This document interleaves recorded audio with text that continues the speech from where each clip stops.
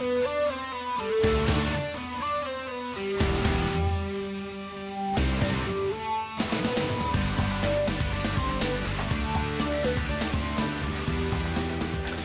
están, queridos jóvenes? Bienvenidos a un video estreno más del grupo de jóvenes adultos.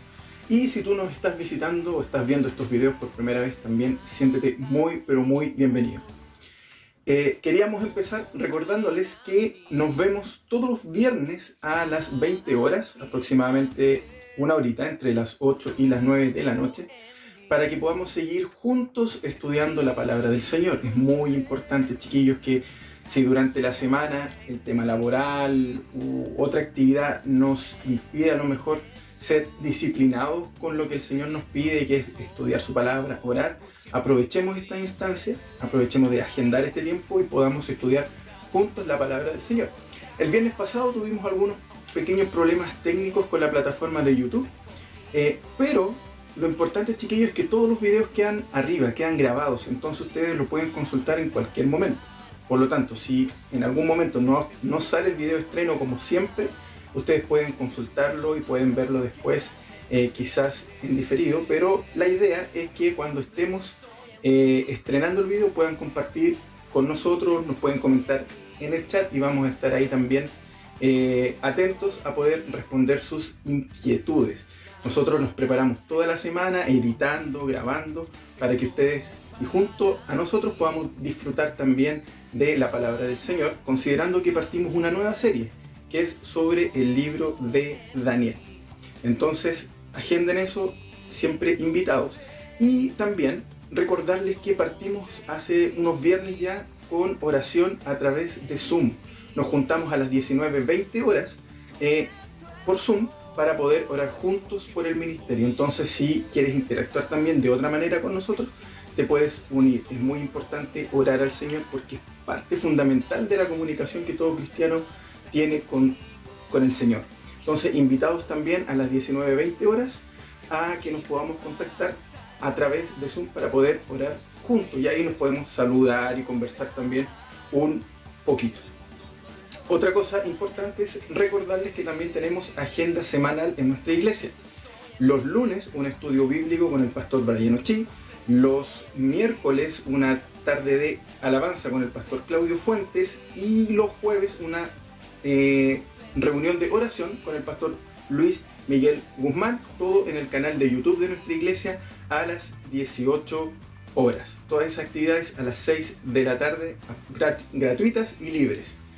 Y por último, les recordamos también que seguimos colaborando con las canastas familiares. Ustedes pueden contactar a Priscila Pinto, están saliendo todos los datos en la pantalla, para que puedan seguir colaborando con dinero o con alimentos, todo de forma voluntaria, por supuesto, pero también en estos tiempos de crisis es importante también poder ir en apoyo de nuestros hermanos que están pasando necesidad. Eso, chiquillos, hoy partimos con el primer tema ya, del capítulo 1 del libro de Daniel, y lo trae la Ale, el tema, y vamos a orar también por ella, así que atentos también a la oración y a la lectura bíblica, así que pueden ir a buscar Biblia, libreta, lo que ustedes consideren, para que podamos empezar juntos también a estudiar la palabra del Señor. Un gran abrazo, chiquillos, y que el Señor les bendiga. Hola, chiquillos, ¿cómo están? Espero que todos estén muy bien. El día de hoy vamos a leer todos juntos, y si me pueden acompañar ahí en sus casas, el libro de Daniel, el capítulo 1, el versículo 1 y 2. Así que abran su Biblia y leamos todos juntos. Dice así este versículo: En el año tercero del reinado de Joacim, rey de Judá, vino Nabucodonosor, rey de Babilonia, a Jerusalén, y la sitió.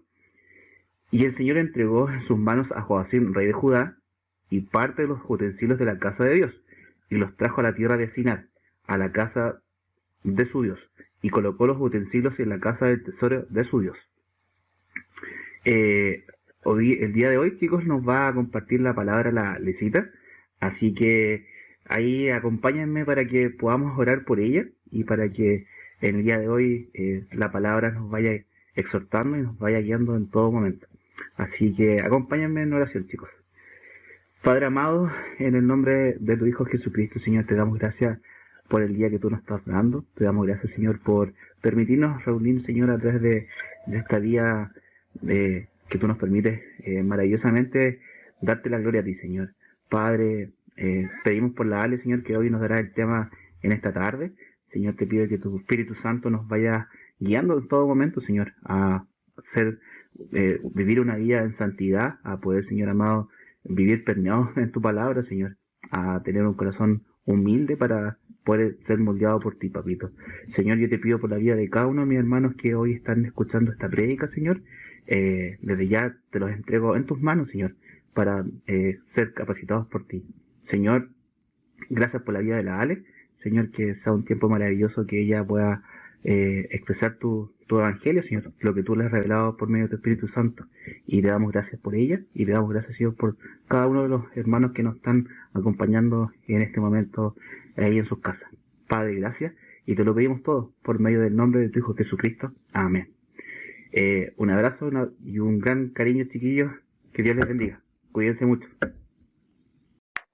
Hola chiquillos, ¿cómo están? Qué bueno poder estar juntos a la distancia, pero en espíritu estamos juntos igual. Les mando un abrazo súper grande, qué bueno poder seguir con la serie que le dimos inicio la semana pasada, basada en el libro de Daniel, que se llama Contra la corriente, nuestras convicciones ancladas en Cristo.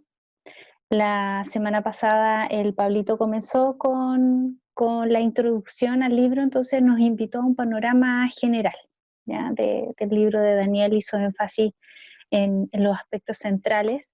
Y hoy día yo le voy a dar continuidad a esta serie con el segundo tema y nos vamos a basar en los primeros 2 versículos del libro de Daniel. Así que si todavía no tienes tu Biblia a mano, puedes ir a buscarla, como ahora. Si tienes, no sé, papel, digital, ya, para que podamos ir siguiendo juntos también la palabra. Así que para que lo disfrutemos, que el Señor pueda también iluminar nuestro entendimiento, que pueda disponer nuestros corazones para que disfrutemos de su palabra y que nos lleve a meditar en ella, a poder reflexionar respecto a nuestra vida, reflexionar de qué manera estamos viviendo nuestra vida en función del conocimiento que tenemos de nuestro Señor, ¿sí? Bueno, y para comenzar, y antes de comenzar en realidad con los versículos, con el pasaje de base para hoy día, les quería compartir una imagen. No sé si les ha pasado a ustedes, lo han conversado quizás con otras personas, pero cuando se habla del libro de Daniel, viene de inmediato la imagen de Daniel en el foso de los leones. Hay otras imágenes, por supuesto, también representativas, pero del foso de los leones hay varias ilustraciones incluso. Bueno, no les traje esa imagen, sino que es otra, es previo a cuando arrojaron a Daniel al foso de los leones, ¿ya? Se los voy a compartir más que nada como a modo introductorio, ya de la temática central que Daniel expone en estos 2 primeros versículos. Y es que previo a ser arrojado al foso de los leones, estamos hablando que en ese momento histórico estaba reinando Darío, ya era el rey Darío. Bueno, ustedes saben que Daniel fue provisto por el Señor de diversas habilidades, sobre todo de administración. Tenía mucha sabiduría, era muy responsable, tenía varias cualidades, lo que hizo lamentablemente que generara mucha envidia en los otros administradores y altos funcionarios del imperio, ¿ya? Y por lo cual planearon una forma de deshacerse de Daniel, y de deshacerse era que Daniel muriera. ¿Cómo lo hicieron? Se aprovecharon de alguna manera de las creencias, de la fe de Daniel, y se dieron cuenta que Daniel oraba constantemente a su Dios. Entonces fueron a donde el rey Darío y le propusieron que emitiera un edicto Y este edicto era que todo aquel que ore a quien sea, divino o humano, con excepción del rey Darío, fuera arrojado al foso de los leones. El rey Darío aceptó, firmó el edicto, y ese es el contexto de este pasaje que les quiero compartir y de esta imagen que trata de ilustrar ya este pasaje. En Daniel 6, versículo 10. Dice, cuando Daniel supo que el edicto había sido firmado, entró en su casa y abiertas las ventanas de su cámara que daban hacia Jerusalén, se arrodillaba 3 veces al día y oraba y daba gracias delante de su Dios como lo solía hacer antes. ¿Qué es lo que quiero poner énfasis acá? Que a Daniel no es que lo pillaran orando y que Daniel se sorprendiera y no supiera por qué se lo llevaban al foso de los leones. Daniel sabía cuál era el edicto. El edicto es un mandato, en este caso era el mandato del rey. Entonces no lo pillaron como desprevenido ni no lo sorprendieron con este edicto. Daniel sabía, a pesar de ese mandato, él siguió siendo fiel a su Señor y siguió orando al Señor, con las ventanas abiertas, mirando su tierra, Jerusalén, donde estaba el templo de Dios. Las ventanas abiertas lo podían ver cualquiera. Entonces uno podría decir, tremenda valentía, y al mismo tiempo podemos decir tremendo temor reverente también a nuestro Señor. ¿Por qué? Porque si bien él vivió sujeto al gobierno que el Señor determinó en esa época en relación al imperio de Babilonia o babilónico, por sobre todas las cosas, él estaba sujeto y sometido al gobierno divino de Dios, ¿sí? Por ende, él, a pesar de ese mandato humano, él respondió en obediencia al mandato divino y siguió orando a su Señor. Daniel, por supuesto, sabía cuál era la consecuencia. La condena de eso era ser arrojado al foso de los leones. Él sabía también que el Señor tenía todo el poder para resguardar y preservar su vida, pero también sabía que en su soberanía, en su voluntad, podía ser que el Señor permitiera que fuera devorado por los leones.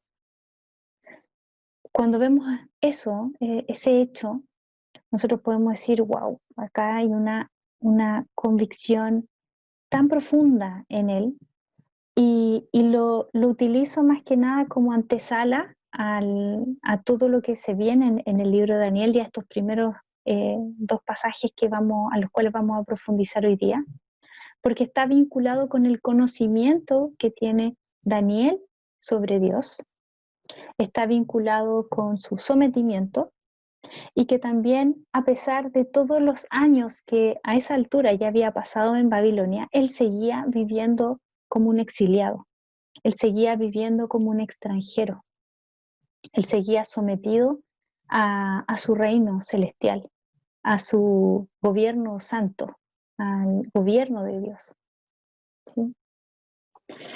Bueno, la semana pasada, para aquellos todavía no han visto el primer tema introductorio, los invito a que lo revisen.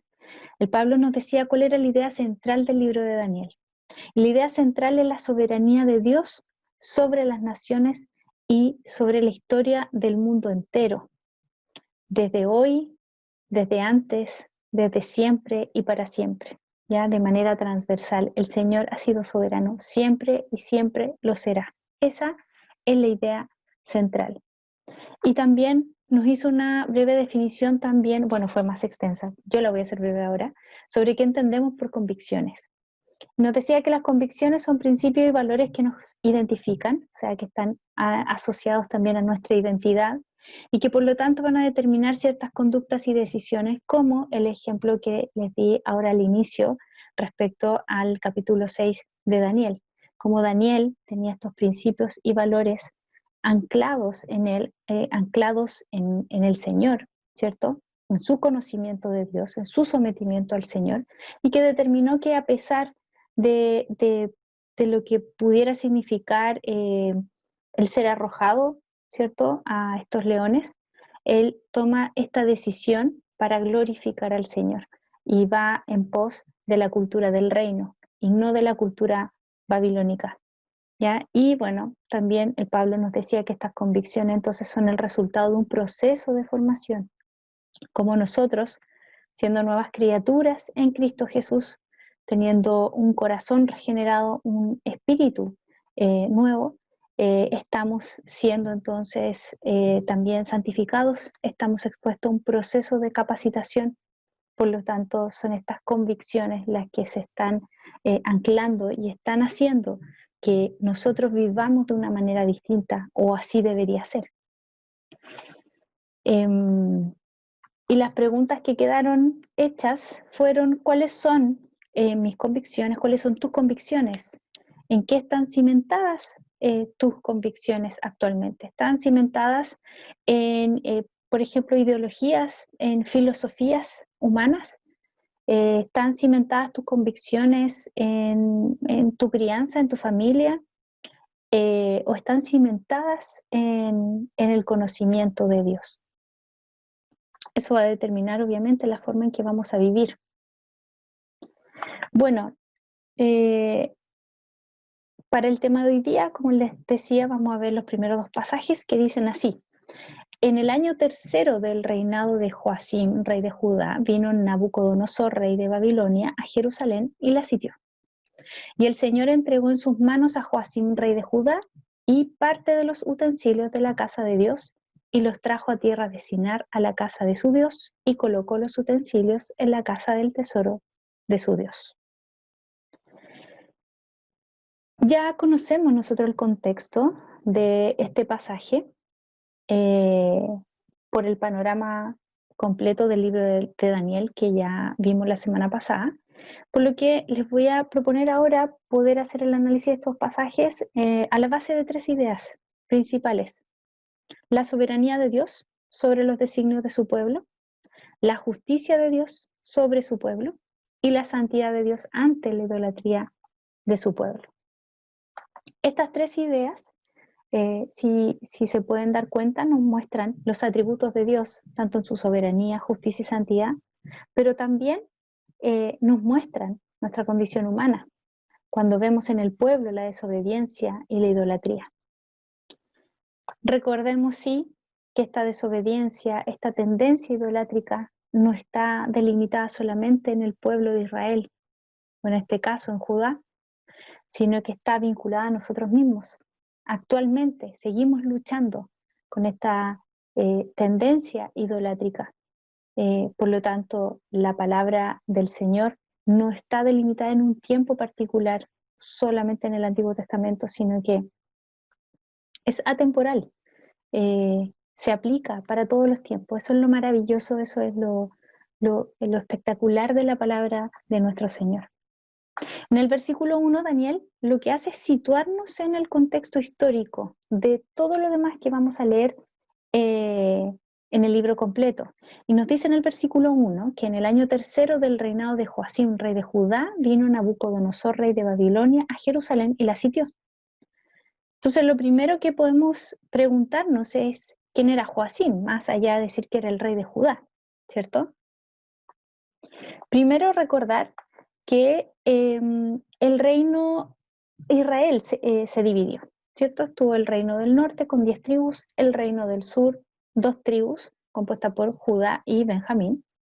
El reino del norte se apartó desde un comienzo de Dios y tuvo 19 en reyes, pero ninguno de ellos sirvió a Jehová, ¿ya? Todos se apartaron del Señor.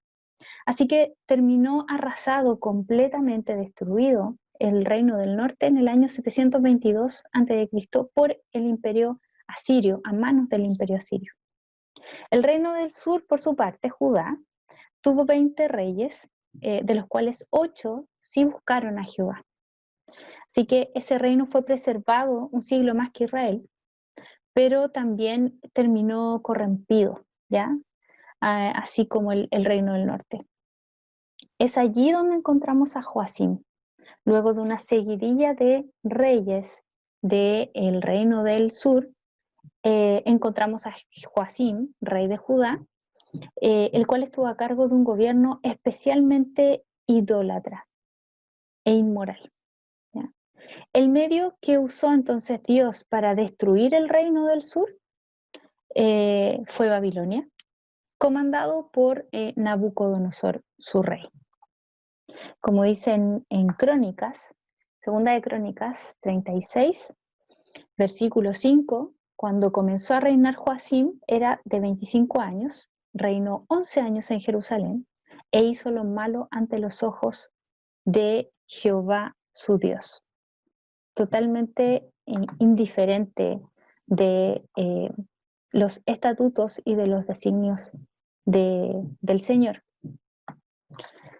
Este primer versículo también menciona a Nabucodonosor, rey de Babilonia. También nos podemos preguntar, ¿cuál es la relevancia de este Nabucodonosor, ¿sí? O de Babilonia como imperio? Para el año 602 a.C., el imperio babilónico tenía la supremacía del poder, ¿ya? El imperio egipcio y asirio se unieron en contra de Babilonia para disminuir su poder, pero este último, Babilonia, venció de igual manera y de manera radical, ¿ya? Y así es como se asume como el imperio más poderoso del mundo. Y Babilonia conquistó Jerusalén en 3 ocasiones.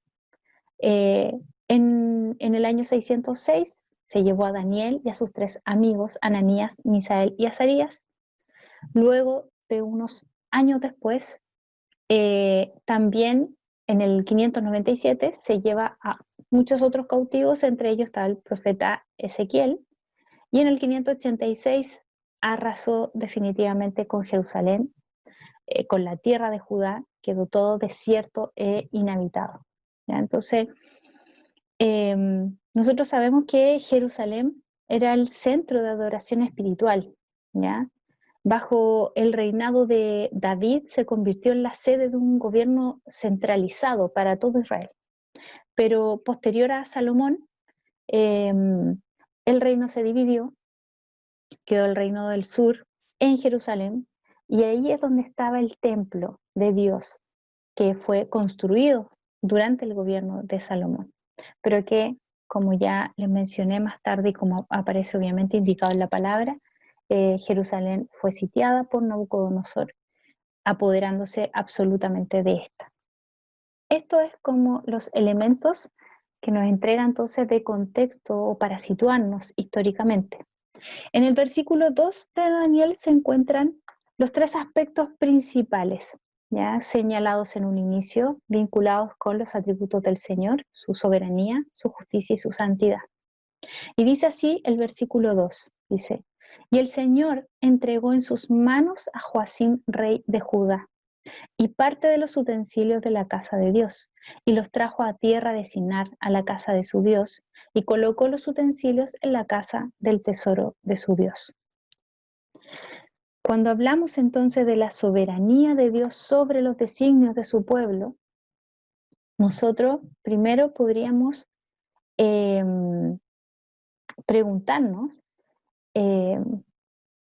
por qué el Señor le entregó a Nabucodonosor a su propio pueblo, ¿sí? En este versículo, Daniel nos entrega entonces el marco general de convicción que sustenta todo lo que vamos a leer más adelante, el libro completo.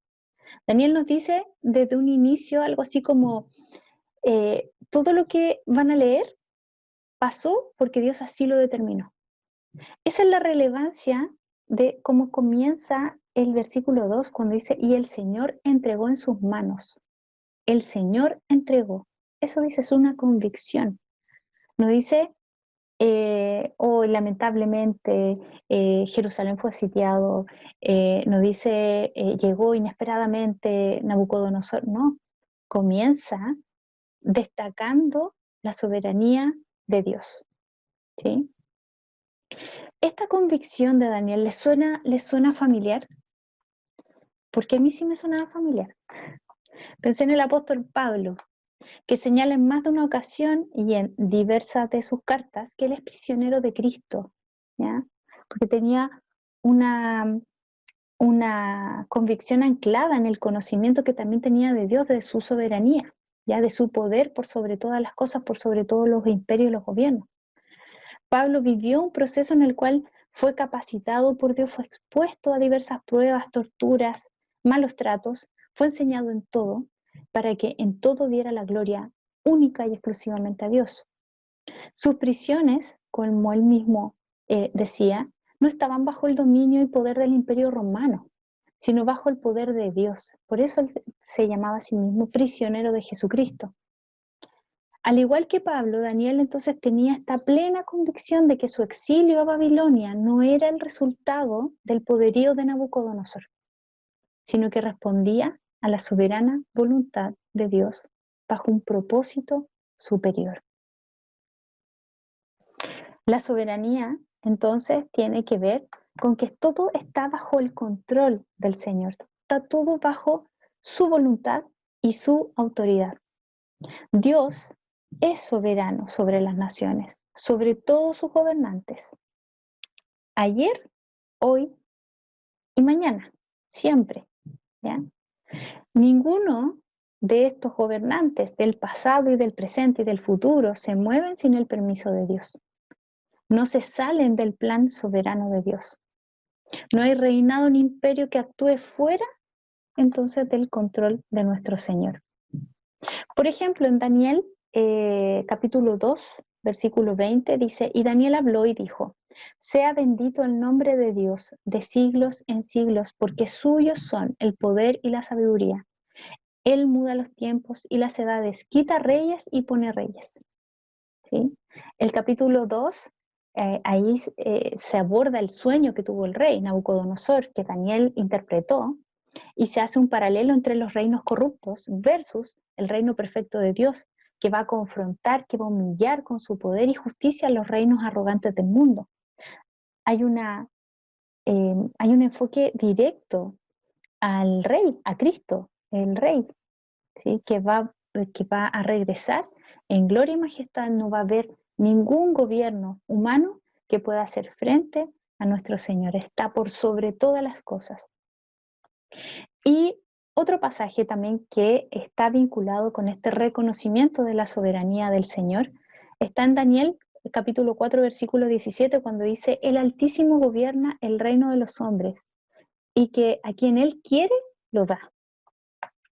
El capítulo 4 y 5 están íntimamente relacionados. Uno está vinculado con la humillación de Nabucodonosor, que ese es el capítulo 4, ese es el contexto. Y en el capítulo 5 aparece el hijo de Nabucodonosor. Una vez que muere Nabucodonosor, asume Belsasar su hijo. Pero a diferencia de Nabucodonosor, que finalmente se humilla ante Dios y es restaurado, Belsasar persevera en su orgullo y muere ese mismo día. Entonces, lo que hace Daniel al mencionar en el capítulo 4 que el Altísimo gobierna el reino de los hombres, él dice, él pone los reyes, él saca los reyes, como dice el capítulo 2 también, sigue destacando entonces el atributo del Señor, su supremacía por sobre todas las cosas. Y también tenemos que recordar que esa soberanía es transversal a todos los aspectos de nuestra vida. Dios es soberano sobre la vida y la muerte. Ninguno vive y ninguno muere sino mediante el decreto soberano del Señor. Es lo que podemos incluso aplicar hoy en día en el mismo contexto que estamos viviendo de pandemia, de tanto temor que escuchamos en tantas partes. Tenemos que ser responsables, por supuesto, tenemos que tomar los resguardos, tenemos que ser responsables, criteriosos en ese aspecto, pero no podemos perder de vista que finalmente, si vivimos o morimos, si enfermamos o estamos sanos, eso está dentro de la soberanía de nuestro Señor. Otro elemento importante para destacar de este versículo 2, cuando dice que el Señor entregó en sus manos a Nabucodonosor, a su pueblo, a Judá, es importante recordar las profecías, porque Dios finalmente utilizó a Nabucodonosor como su siervo, como un instrumento para cumplir sus propósitos. En Jeremías 25:9 dice: He aquí, enviaré y tomaré a todas las tribus del norte, dice Jehová, y a Nabucodonosor, rey de Babilonia, mi siervo, y los traeré contra esta tierra y contra sus moradores y contra todas estas naciones en derredor, y los destruiré, y los pondré por escarnio, por burla, y en desolación perpetua. Es decir, claramente Nabucodonosor no tenía esa conciencia de que estaba siendo usado por Dios. Estaba totalmente envanecido, ¿sí? Buscando su propia gloria. Pero el Señor está por sobre todos, como ya lo he repetido hartas veces, así que nos va a quedar como más que claro. Y lo utiliza entonces para sus propósitos santos. Si la soberanía de Dios entonces es una convicción en nosotros como hijos e hijas de Dios, que hemos sido rescatados del reino de las tinieblas y hemos sido llevados al reino de su luz admirable por medio del sacrificio de Cristo, ¿cómo se traduciría de manera concreta esta convicción en nuestros pensamientos y en nuestras acciones, en la manera en que nosotros vivimos? Y les propongo hacer un ejercicio, ¿ya? Si te pidieran escoger un periodo de tu vida, uno especialmente difícil, y que lo narraras en un libro, ¿ya?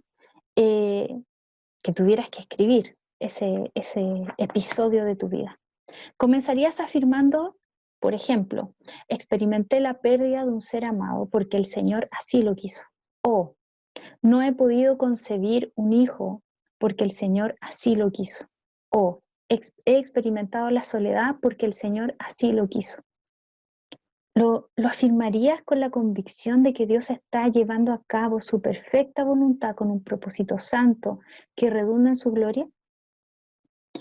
Muchas veces sí lo decimos, sobre todo cuando nos toca animar a nuestros hermanos y a nuestras hermanas, ya que se encuentran en aflicción. Pero ¿qué pasa cuando nosotros estamos también pasando por una situación dolorosa? A veces perdemos la perspectiva, nos cuestionamos si estamos frente a un castigo, incluso pecamos poniendo en duda algún atributo de nuestro Señor. Cuando estamos tan llenos de dolor por esa circunstancia, por esa situación, a veces hasta nos preguntamos: Señor, pero si tú eres bueno, ¿por qué estoy pasando por esto? O Señor, pero si tú me amas, ¿por qué estoy pasando por esto? El dolor producido por esa circunstancia entonces nos tienta con poner nuestro enfoque en nosotros mismos y no en los propósitos gloriosos de Dios. Así como Cristo nos sanó de la ceguera espiritual, también nos va a dar un lente para que podamos interpretar cada aspecto de nuestra vida desde ese lente, ¿sí? Cada uno de los acontecimientos de los que somos protagonistas o que somos testigos. Ese lente está conformado por sus atributos, por el conocimiento de su evangelio, de tal manera que todo lo que nosotros observemos, todo lo que nosotros experimentemos, lo podamos enmarcar en su plan de redención basado en el conocimiento de quién es Dios. Cuando esto ocurre, por ejemplo, podemos entender, cuando tenemos estos lentes, a eso me refiero, podemos entender que el gobierno de nuestro país no le pertenece a un partido político ni al presidente de turno, sino a Dios. Por otra parte, y de igual manera, podemos entender que la sobrevivencia de la humanidad no depende de la extinción de un virus, sino de Dios. Es decir, vivimos con la convicción de que cada situación y evento de este mundo funciona bajo el control de nuestro Señor y responde a sus designios. Si no estamos viviendo así, ¿cómo vamos a hallar descanso en medio de una pandemia, un estado de catástrofe, ya de una situación que nos saca absolutamente de nuestra zona de confort, de una situación que nos lleva a reflexionar todo lo que no valoramos antes? Hay tanta gente asustada, chiquillos, que están en tinieblas, que están consultando a brujos, que están buscando predicciones, que están calculando cuándo se va a acabar el mundo. hay un sinfín de salfates dando vuelta, ¿ya? Que dicen todo calza pollo, que el mundo se acaba en diciembre, etcétera, etcétera.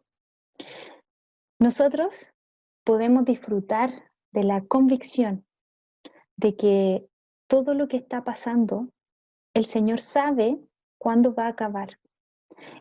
Es únicamente el Padre el que sabe cuándo retorna el Rey.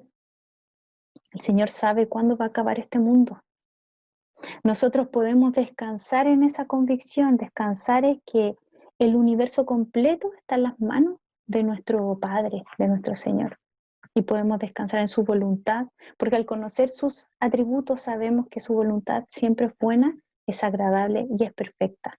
Y que podemos recurrir a Él cuando estemos cansados, cuando estemos estresados, cuando estemos afligidos, cuando estemos agobiados. Podemos recurrir a nuestro Señor y descansar en que nosotros tenemos una vida eterna con Él. Y que en este tiempo de tanta aflicción es imperativo, es urgente predicar el Evangelio. Porque que una persona muera por coronavirus no es radical, no es terrible como lo es que muera sin conocer a Cristo. Esa es la verdadera muerte. En el segundo punto, cuando hablamos de la justicia de Dios sobre su pueblo, nos podemos detener incluso en la primera parte del versículo 2. Y el Señor entregó en sus manos a Joacim, rey de Judá. Pero ya no vamos a decir, ¿por qué entregó a Nabucodonosor? Ya hablamos que formó parte de su soberanía, ¿cierto? Ahora vamos a decir, ¿por qué forma parte de su justicia entregar a su propio pueblo, ¿cierto? Al exilio. Entonces recordemos que Joacim era un gobernador que en su reinado aumentó la idolatría y la inmoralidad de una manera impresionante. El pueblo de Dios no estaba siguiendo sus estatutos, sus mandamientos. Entonces, Dios no es injusto por haber entregado a su pueblo al imperio babilónico. No habría sido justo si ante la desobediencia de su pueblo no hubiese habido un castigo como expresión de su justicia. Dios es perfecto, su justicia es implacable. Aquí no hablamos de conflictos de interés en el Señor para gobernar sobre el universo. ¿A qué me refiero con eso? No es que el Señor haga vista gorda, es que ellos son mi hijo, mi pueblo apartado, entonces, bueno, ya, le voy a perdonar el pecado. No, ante el pecado de su pueblo, el Señor es implacable, ¿ya? Y ante el pecado hay una paga. La maldad es castigada porque Dios es justicia, Dios no se niega a sí mismo. Entonces vemos cómo en la historia se repite una y otra vez este pecado del pueblo, hay un juicio, pero también hay una misericordia de nuestro Señor. Entonces Dios castiga el pecado y ese castigo lo recibió Cristo en nuestro lugar. Siendo representativo nuestro, finalmente el pecado sí fue castigado. Nosotros lo que recibimos fue la misericordia, ¿sí? Porque este acto de representatividad refleja el amor, inmenso amor del Señor y su inmensa misericordia para con nosotros. Por eso para Él va a ser siempre la gloria, para nuestro Señor, no para nosotros. Cristo es el que recibe la paga de nuestro pecado y nos justifica una vez y para siempre. En Levítico 18, del 1 al 5, también se menciona cuáles son el mandamiento, lo que Jehová le dice a Moisés también, ¿ya? Por ejemplo, dice, habló Jehová a Moisés diciendo, habla a los hijos de Israel y diles, yo soy Jehová vuestro Dios. No haréis como hacen en la tierra de Egipto, en la cual morasteis, ni haréis como hacen en la tierra de Canaán, a la cual yo os conduzco, ni andaréis en sus estatutos. Mis ordenanzas pondréis por obra, mis estatutos guardaréis andando en ellos, yo Jehová vuestro Dios. Por tanto, guardaréis mis estatutos y mis ordenanzas, las cuales haciendo el hombre vivirá en ellos, yo Jehová. En este pasaje, el Señor repite que debemos andar en sus estatutos, debemos seguir sus ordenanzas, sus mandamientos, y que no debemos permearnos de la cultura, de otras culturas, ¿sí? Nosotros formamos parte de la cultura del reino. En el caso de Joacim y del reino de Judá, hago esta relación con Levítico, porque si bien estamos hablando del pueblo de Israel cuando fue rescatado de Egipto, Judá forma parte de ese pueblo, ¿ya? Apartado por el Señor. Forman parte de este pacto, ¿sí? Fueron parte de este rescate y de ser convertidos en nación santa, ¿sí? ¿Por qué? Porque Jehová estaba a la cabeza como su Dios y nuestro Dios es santo, por lo tanto nosotros debemos ser santos. Y esto nos lleva también a reflexionarlo en torno a nosotros mismos. Nosotros formamos parte de esa nación santa hoy. Esto no aplica solamente para el pueblo de Israel cuando salió de Egipto. Esto no aplica solamente para el reino del sur o Judá cuando es llevado al exilio, ¿ya?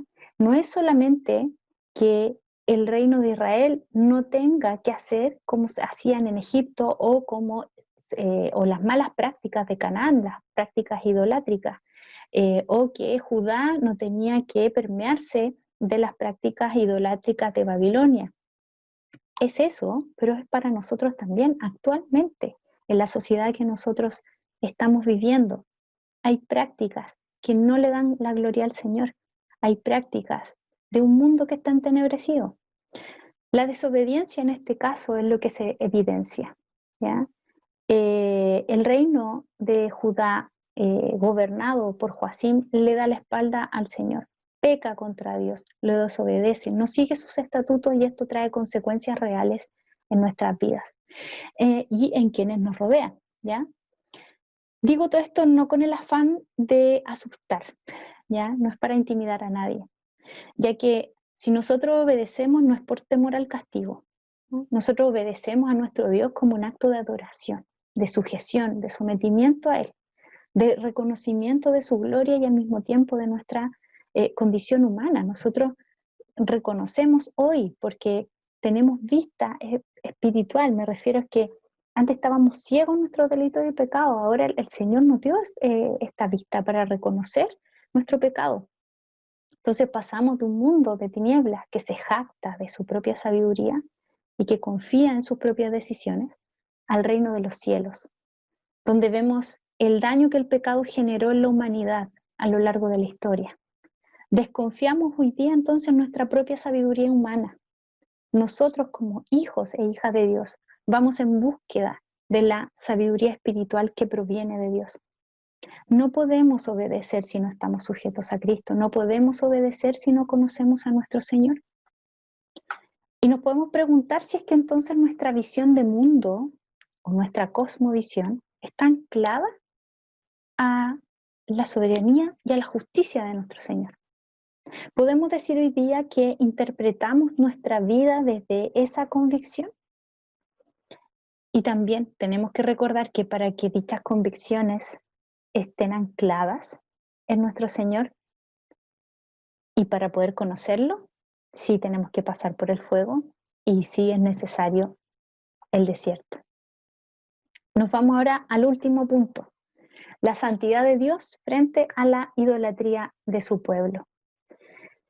Y en el pasaje, en el versículo 2, además de señalar que el Señor entregó a manos de Nabucodonosor a Joacim, rey de Judá, dice, y parte de los utensilios de la casa de Dios, y los trajo a tierra de Sinar, o sea, a Babilonia. Fue Nabucodonosor que se llevó esos utensilios entonces de la casa de Dios del templo santo, y se los lleva a Babilonia, a la casa de su Dios. Es un Dios con D minúscula, es decir, estamos hablando de estos dioses falsos, ¿ya? Y vamos a recordar otros pasajes también. Por ejemplo, en Éxodo 20, del 2 al 5, el Señor dice, yo soy Jehová tu Dios, le dice a Israel cuando lo sacó de Egipto, porque le dice, yo soy Jehová tu Dios que te saqué de la tierra de Egipto, de casa de servidumbre. No tendrás dioses ajenos delante de mí. No te harás imagen ni ninguna semejanza de lo que esté arriba en el cielo ni abajo en la tierra, ni en las aguas debajo de la tierra. No te inclinarás a ellas ni las honrarás, porque yo soy Jehová tu Dios, fuerte, celoso, que visitó la maldad de los padres sobre los hijos hasta la maldad de los padres sobre los hijos hasta la tercera y cuarta generación de los que me aborrecen.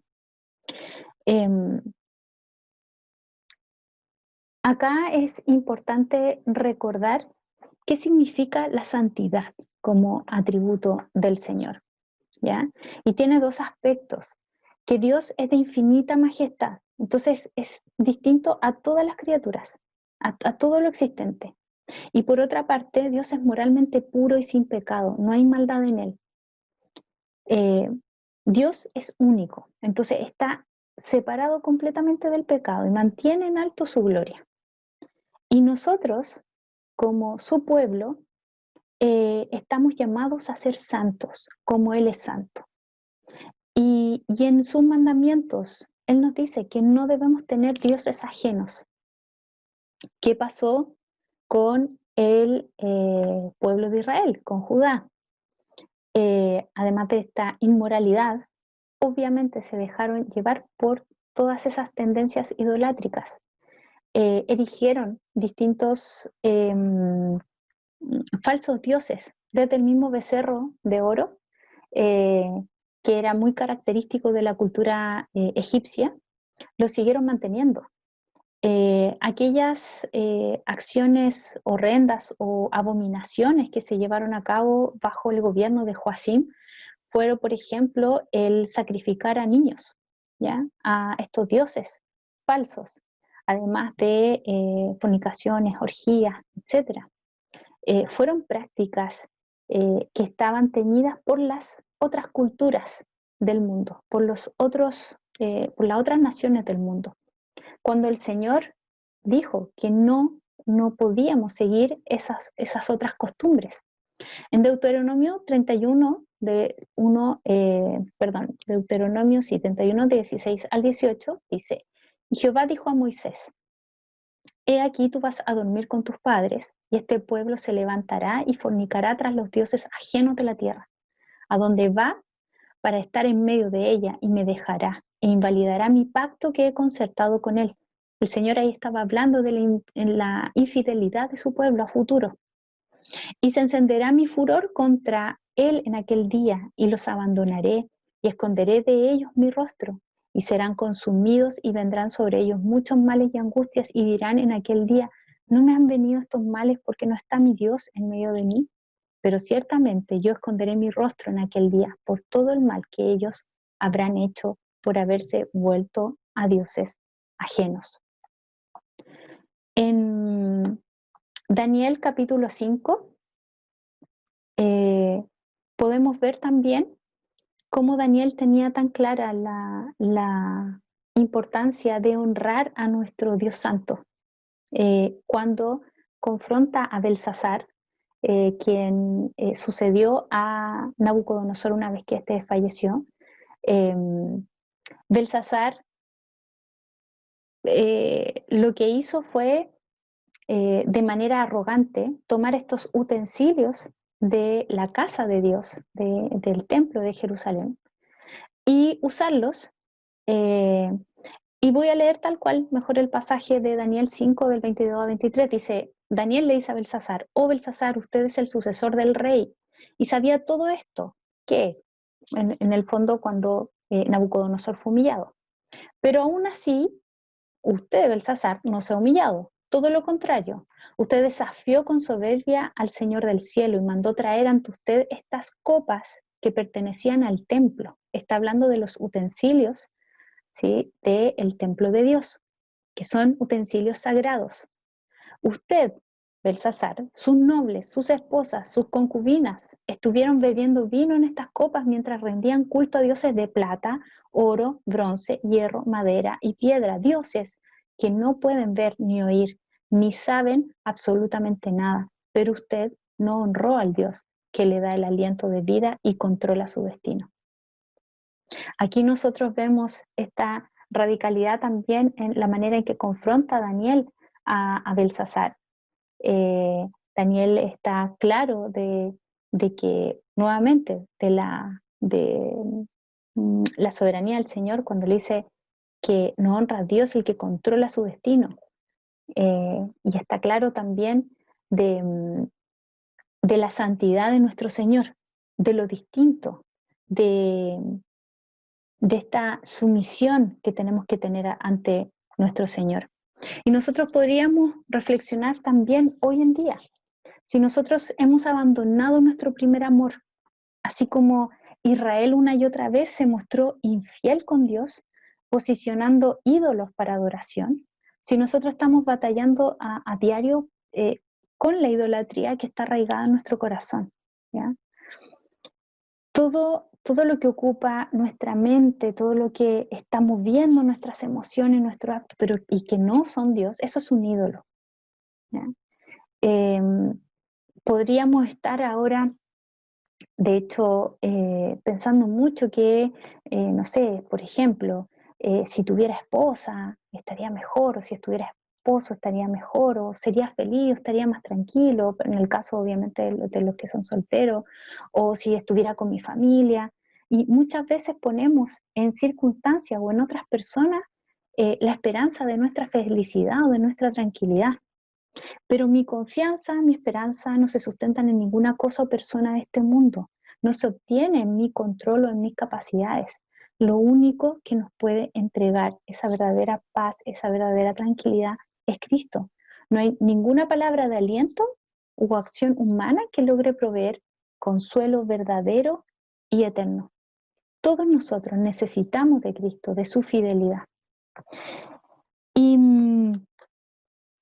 podríamos también hacer un paralelo respecto a Daniel y lo que se va a ver obviamente en el resto del libro, de los versículos, que lo vamos a ver en sus amigos también, en cómo vivieron. Y como les decía al inicio, Daniel y sus amigos vivieron como exiliados, vivieron como extranjeros en Babilonia, ¿ya? A pesar incluso de lograr cierta posición, por las cualidades que Dios le entregó, por ejemplo, a Daniel, Daniel siguió con sus convicciones firmes y no cayó ante este sistema tan seductor de Babilonia, ¿ya? De esta arrogancia, poder e idolatría. Babilonia claramente representa al mundo, representa este sistema perverso.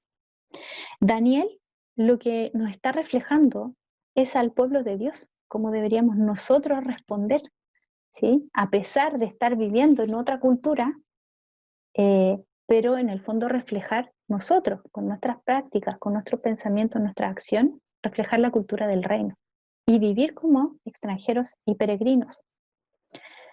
Por ejemplo, hoy, aquí en Babilonia, que le podríamos decir a nuestra sociedad, a nuestro mundo actual, podrían decirnos, no sé, la mayoría de nosotros, jóvenes adultos, hoy eres joven, dale nomás, no importa, no sé, dale nomás con tal niño, tal chiquillo, chiquilla, hombre o mujer, ¿ya? Y da lo mismo si no es cristiano o no es cristiana, si igual se nota que es súper buena persona. Y además, si no atinas, capaz que te quedes sola o te quedes solo, ¿ya?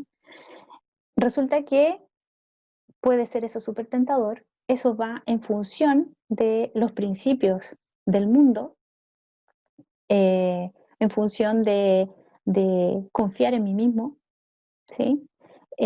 A temores en relación a quedar sola o quedar solo, ¿sí? Pero ¿cómo responderíamos nosotros como pueblo de Dios? Lo que vamos a tener en consideración es el mandato de Dios, no unirnos a yugo desigual, por ejemplo. Esa es una respuesta que está sustentada en una convicción. Y lo que yo ahí voy a prevalecer es mi adoración al Señor, ¿cierto? Es mi obediencia al Señor, es mi fidelidad al Señor. Podemos ver otro ejemplo de Babilonia hoy, ¿ya? Que sería endeudarse, no sé, comprarse ropa, propiedades, un auto. ¿Por qué? Porque te lo mereces, porque la gente en el fondo, como te ves, cómo te va a tratar, ¿sí? ¿Cómo podríamos actuar nosotros entonces como pueblo de Dios, reflejarlo? En no buscar ser aceptado por mi imagen o por los bienes que tenga, ¿ya? Yo lo que busco son las riquezas incorruptibles que provienen de Cristo, el tesoro de la vida eterna. Eso es lo que yo disfruto. Yo no estoy en búsqueda de algo, eso ya me fue entregado como un regalo, como un don de Dios. Eso es lo que disfruto. Nosotros estamos actualmente viviendo en una cultura que no es la nuestra. Nosotros tenemos que preguntarnos si estamos viviendo como exiliados, como exiliadas, como extranjeros, o nos estamos permeando de, eh, de esta cultura. Para ya ir finalizando, ¿qué hubiese pasado si Dios no hubiera permitido el exilio de Judá? No tendríamos el libro de Daniel.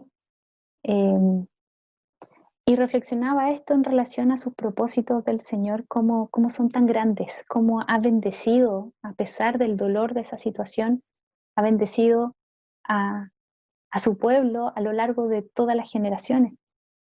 Este libro claramente es la palabra de Dios. Dios es su palabra inspirada, ¿sí? Por lo tanto, los propósitos son súper amplios. El Señor nos está hablando a través del libro de Daniel que nosotros somos distintos, que nosotros debemos vivir una vida santa, distinta a este sistema del mundo perverso. Dios es el verdadero soberano sobre toda persona, sobre todo gobierno, sobre toda circunstancia, por siempre y desde siempre. Esa es una convicción que tenemos también como marco de referencia y que da forma a la interpretación que yo tengo de mi vida y de mis circunstancias. Y el otro aspecto a recordar es que Dios es el único digno de adoración. Esa es otra convicción.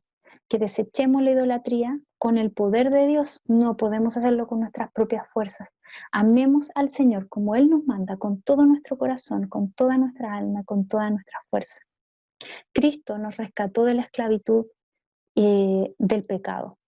Nos manda a que no nos contaminemos con la cultura del mundo. No debemos ceder ante la constante batalla de mimetizarnos y adquirir principios y valores de este sistema social, este sistema cultural que son perversos, que se rinden culto a sí mismos, desechando al Creador, están buscando satisfacer sus propios deseos egoístas. Dios es claro en su palabra. Hoy le pertenecemos a Él. Como peregrinos y extranjeros debemos vivir entonces en este mundo, pero sin adquirir el pensamiento y prácticas de este mundo. Nuestra vida debe reflejar la cultura de nuestro verdadero lugar de pertenencia al reino de Dios, siguiendo los pasos de nuestro Rey Jesucristo el Señor. Y vamos a finalizar con Romanos 11:36, que dice, porque de Él y por Él y para Él son todas las cosas. A Él sea la gloria por los siglos. Amén. Vamos a orar. Señor bendito, Señor amado, te agradecemos tanto por otro día más que tú nos provees de tu palabra, Señor.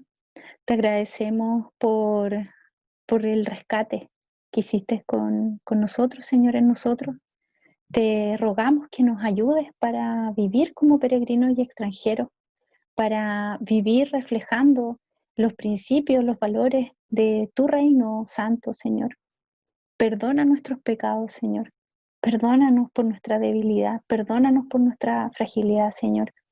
Ayúdanos, Señor, a buscarte constantemente, a darte a ti toda la honra y la gloria. Señor, te pedimos en esta hora que tu palabra, Señor, cale profundo en nuestros corazones, que la podamos poner por práctica, que tú nos des discernimiento, Señor, si de alguna manera nos estamos mimetizando con este mundo caído, Señor. Si es que nos estamos permeando de principios y valores, Señor, que no son los tuyos. Queremos seguir tus estatutos, Señor. Queremos vivir como tú quieres que nosotros vivamos, de manera santa, dándote a ti toda la honra y la gloria por siempre, Señor. Te lo agradecemos, te lo pedimos. En tu nombre, Jesús. Amén.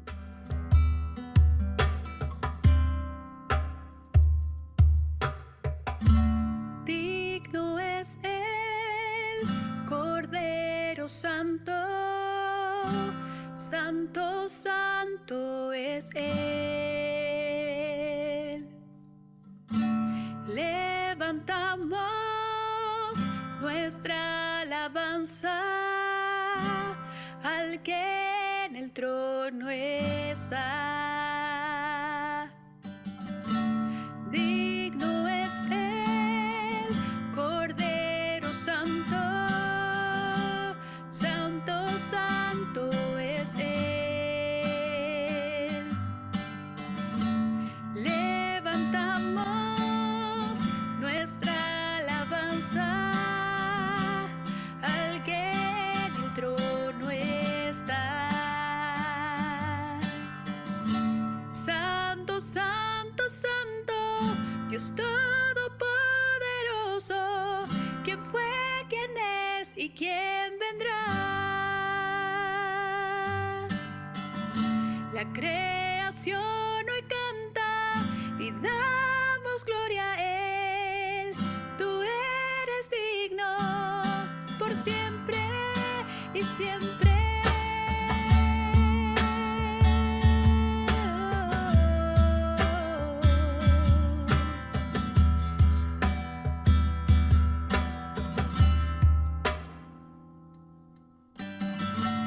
Digno es Él, Cordero Santo, Santo, Santo es Él.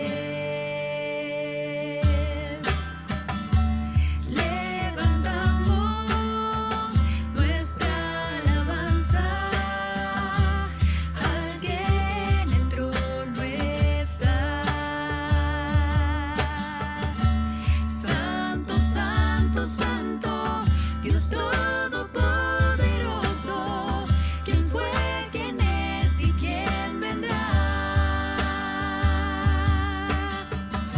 La creación hoy canta y damos gloria a Él. Tú eres digno por siempre y siempre. Levantamos nuestra alabanza al que en el trono está.